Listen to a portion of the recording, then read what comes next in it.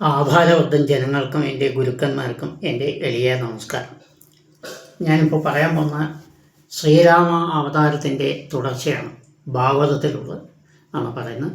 ഇന്നലെ നമ്മൾ പറയുന്ന സമയത്ത് ഞാൻ രാമാവതാരം പറയുന്ന സമയത്ത് ഒരു ചെറിയൊരു തെറ്റ് സംഭവിച്ചിരുന്നു. അത് ശൂർപ്പണഖയുടെ സ്ഥനവും ചെവിയും ലക്ഷ്മണൻ മുറിച്ചു കളഞ്ഞു പറഞ്ഞു. ശൂർപ്പണഖയുടെ സ്ഥനവും മൂക്കുമാണ്, ചെവിയല്ല. അതിന് ഞാൻ എല്ലാവരോടും ക്ഷമിക്കുന്നു. ഒരു നാക്ക് പഴവ് വന്നതാണ്. ഇനി നമുക്ക് തുടർന്നു പോവാം. അങ്ങനെ രാവണൻ സീതയെ പുഷ്പവിമാനത്തിൽ കടത്തിക്കൊണ്ട് പോകുന്ന സമയത്ത് സീതയെ വാവിട്ട് കരയുന്നുണ്ടായിരുന്നു. അതിൻ്റെ ഇടയിൽ തൻ്റെ കയ്യിലുള്ള വളയും മറ്റ് ചില ആഭരണങ്ങളും വഴിയിൽ എങ്ങനെ ഇട്ടുകൊണ്ട് പോയി. എന്തിനു ചോദിച്ചാൽ ശ്രീരാമൻ വന്നാൽ വഴി കാണുമല്ലോ എന്നുള്ള ഉദ്ദേശം. അതിൻ്റെ ഇടയിൽ ജടായു എന്നൊരു വലിയൊരു പക്ഷി ഇതിനെ തടഞ്ഞു. സീതയെ കൊണ്ടുപോകുന്നതിനെ തടഞ്ഞു നിർത്തി രാവണനെ അങ്ങനെ പ്രവേശിക്കാൻ പറ്റാത്ത വിധം തടഞ്ഞു. രാവണൻ ഉടനെ തൻ്റെ ഗഡ്ഗ കൊടുത്ത് അതിൻ്റെ 2 ചിറകും വെട്ടി കളഞ്ഞു. അങ്ങനെ ആ പക്ഷി ഇന്ദ്രൻ താഴ്ത്തു പോണു. അതിനു മുമ്പ് സീത അതിനൊരു അനുഗ്രഹം കൊടുത്തു. ശ്രീരാമനെ കാണുന്നവരയ്ക്കും നീ ജീവനോടെ ഇരിക്കും, ഈ വിവരം പറയുന്നവരയ്ക്കും അവിടെ ഇരിക്കും എന്നൊരു വരം കൊടുത്തു. ഈ പക്ഷീന്ദ്രൻ അവിടെ വന്നു. ഇദ്ദേഹം രാവണൻ അവിടെ കൊണ്ടുപോയി തൻ്റെ അരണ്മനയിലല്ല അശോകവനത്തിൽ പാർപ്പിച്ചു. ഇവിടെ രാമൻ തിരിച്ചു വരുന്നപ്പോൾ സീതയെ കണ്ടില്ല. അപ്പോൾ ആകെ ദുഃഖിതനായി രണ്ടുപേരും കൂടെ തിരയാൻ തുടങ്ങി. തിരഞ്ഞ സമയത്ത് ഈ അടയാളങ്ങളൊക്കെ കണ്ടു. ഈ പക്ഷീന്ദ്രനെയും കണ്ടു. അദ്ദേഹം ഈ വിവരങ്ങളെല്ലാം പറഞ്ഞു. ഉടനെ അദ്ദേഹത്തിന് സായുജ്യം കൊടുത്ത് വേണ്ട ശേഷക്രിയ ഉദകക്രിയൊക്കെ ചെയ്ത് രണ്ടുപേരും യാത്ര തുടർന്നു. അവിടെ വഴിയിൽ വെച്ച് കിഷ്കിന്ധയ്ക്ക് അടുക്കുന്നതിന് മുമ്പ് വനത്തിന് മധ്യഭാഗത്ത് എത്തിയ സമയത്ത് നമ്മുടെ ഹനുമാനെ കണ്ടു. ഹനുമാനെ അവരല്ല കാണുകയുണ്ടായി, ഹനുമാൻ അവരെ കണ്ടു. ഹനുമാൻ അവിടെ ഇരുന്ന് നോക്കുന്ന സമയത്ത് 2 മുനികുമാരന്മാർ, അതിസുന്ദരന്മാരായ മുനികുമാരന്മാർ അമ്പും വില്ലും വേണ്ടി വരുന്നുണ്ടോ. അപ്പോൾ അദ്ദേഹം വിചാരിച്ചു, ഈ വനത്തിൽ ഈ സമയത്ത് ഇങ്ങനെ ആരാണ് സഞ്ചരിക്കാൻ, ഏതായാലും ചോദിക്കാം എന്ന് വിചാരിച്ച് ഒരു ബ്രാഹ്മണൻ്റെ വേഷം ധരിച്ച് അവരുടെ അടുത്ത് പോയി അന്വേഷിച്ചു. അപ്പോൾ അവർ ഇതെല്ലാം പറഞ്ഞ ഉടനെ അദ്ദേഹത്തിന് വളരെ വളരെ സന്തോഷമായി. താൻ ആഗ്രഹിക്കുന്ന, താൻ പൂജിക്കുന്ന ശ്രീരാമനാണ് ഇത് നേരിൽ വന്നിരിക്കുന്നത് എന്ന് മനസ്സിലായ സമയത്ത് അദ്ദേഹത്തിന് വളരെ സന്തോഷം തോന്നി. കാല് പിടിച്ച് നമസ്കരിച്ച് ഇനി പൂജകളൊന്നും ചെയ്യാൻ ബാക്കിയില്ല. മനസ്സുകൊണ്ട് കേട്ടോ, വനത്തിൽ വെച്ച് എന്ത് പൂജ ചെയ്യാൻ, മനസ്സുകൊണ്ട് അങ്ങനെ പല പൂജകളും ചെയ്തു. ഒടുവിൽ അവർ രണ്ടുപേരെയും തോളിലേറ്റ് നേരെ കിഷ്കിന്ധയ്ക്ക് പോയി. കിഷ്കിന്ധയിൽ സുഗ്രീവ രാജാവ്, അതായത് ഇദ്ദേഹത്തിൻ്റെ രാജാവ് കൂടിയാണത്, ഹനുമാൻ്റെ രാജാവാണ് കിഷ്കിന്ധയിൽ സുഗ്രീവനോട് ഇവരെല്ലാവരും കൂടി ഈ കാര്യങ്ങളൊക്കെ പറഞ്ഞ സമയത്ത് സുഗ്രീവൻ ഇങ്ങോട്ടൊരു കാര്യം പറഞ്ഞു. എൻ്റെ ജ്യേഷ്ഠൻ ബാലി ഞാൻ ഇവിടുന്ന് ഇറങ്ങിയാൽ എന്നെ വധിക്കുമെന്ന് പറഞ്ഞുകൊണ്ടിരിക്കണം. പക്ഷേ അദ്ദേഹത്തിന് ഇവിടെ വരാൻ പറ്റില്ല. കാരണം അദ്ദേഹം ഒരു മഹർഷിയെ കൊന്നു. അതായത് ആ മഹർഷിയെ കൊന്നതിൻ്റെ ഫലമായി അദ്ദേഹത്തിന് ഒരു ശാപം കിട്ടി. എന്താണ്? ഇവിടെ മാതംഗ ഋഷിയുടെ ശാപമാണ് അവിടെ വരാൻ പറ്റില്ല എന്ന്.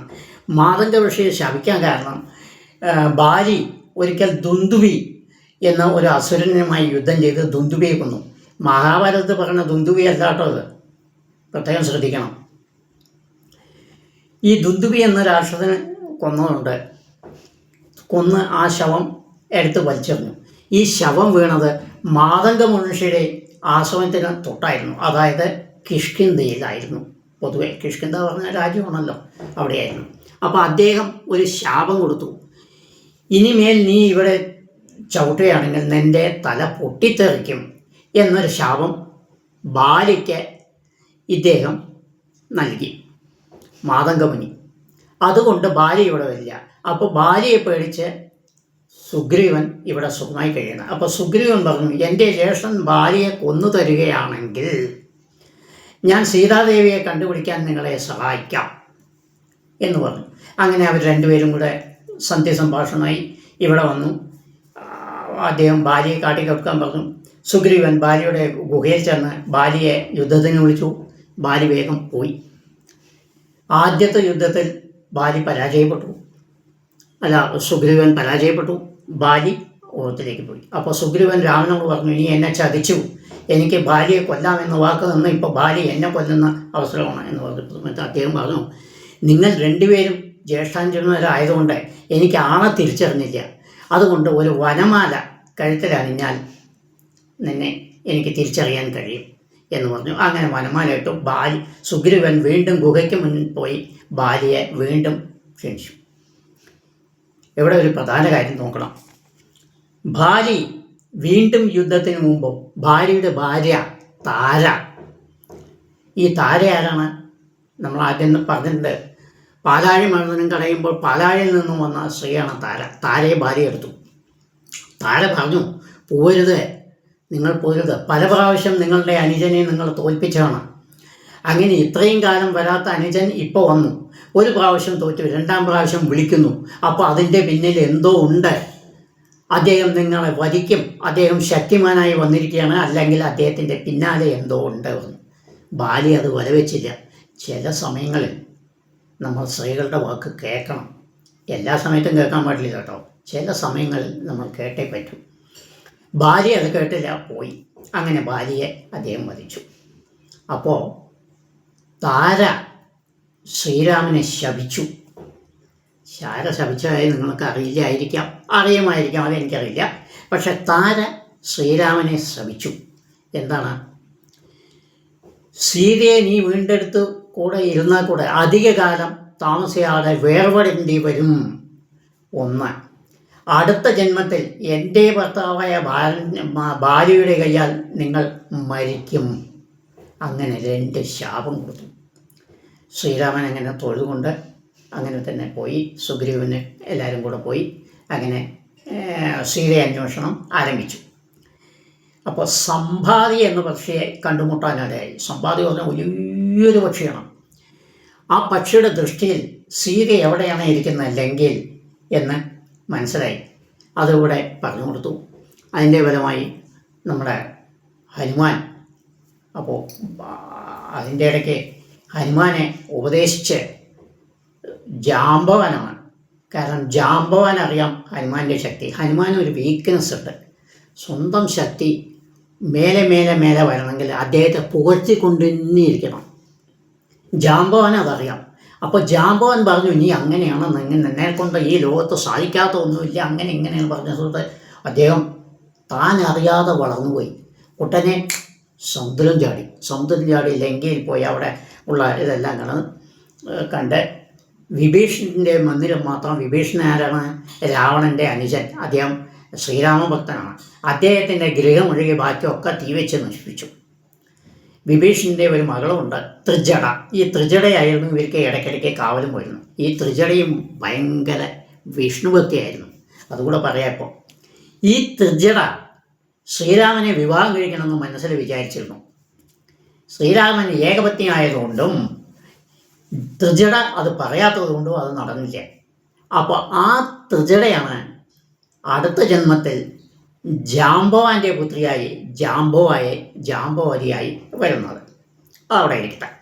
ഇനി സീതാസമേതം ഉണ്ട് രാവണ യുദ്ധം ചെയ്തു. അതിനുശേഷം സീതയെ വിളിച്ചുകൊണ്ട് ഇവരെ എല്ലാവരും കൂടെ രാജധാനിയിലേക്ക് തിരിച്ചു വന്നു. വിഭീഷണനെ അവിടുത്തെ രാജാവാക്കി, രാവണനെ കൊന്നു, അതൊക്കെ ചെയ്തു.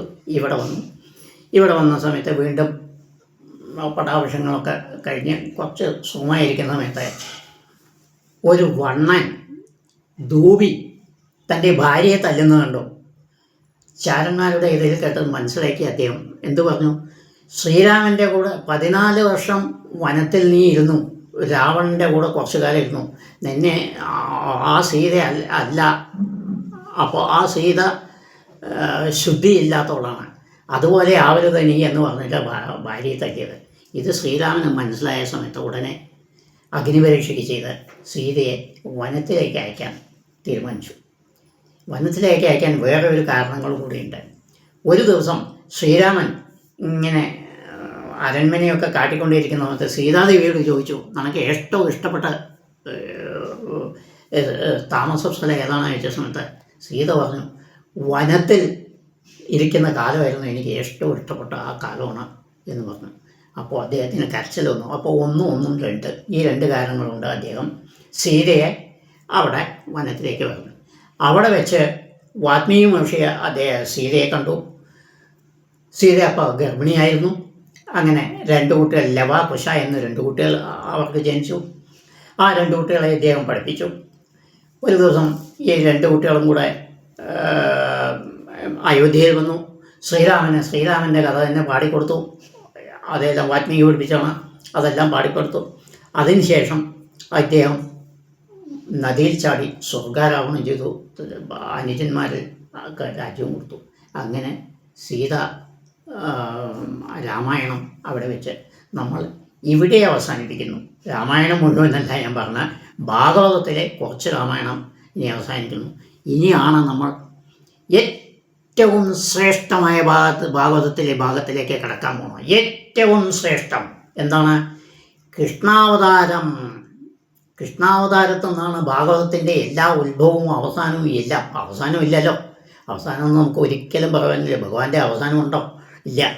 അപ്പോൾ അദ്ദേഹത്തിൻ്റെ ആരംഭം യദുകുലത്തിൽ നിന്ന് ആരംഭിച്ച് അവസാനം വരയ്ക്കുള്ള കഥ ഇനിയാണ് കേൾക്കേണ്ടത്. അതുകൊണ്ട് എല്ലാവരും സബ്സ്ക്രൈബ് ചെയ്യുക, ഷെയർ ചെയ്യുക, ലോക നന്മയ്ക്ക് വേണ്ടി ചെയ്യുക, നിങ്ങളുടെ പരമ്പരയ്ക്കും വേണ്ടി ചെയ്യുക. നമസ്കാരം, നന്ദി. ഇനിയുള്ളത് തീർച്ചയായും കാണുക. വളരെ കേൾക്കേണ്ട കഥകളാണത്. പറഞ്ഞാൽ തീരാത്ത, അവസാനിക്കാത്തതാണ് ശ്രീകൃഷ്ണൻ്റെ കഥ. യാതൊരു അവസാനവുമില്ല. പക്ഷേ നമുക്ക് ശ്രമിക്കാം. നമസ്കാരം, നന്ദി.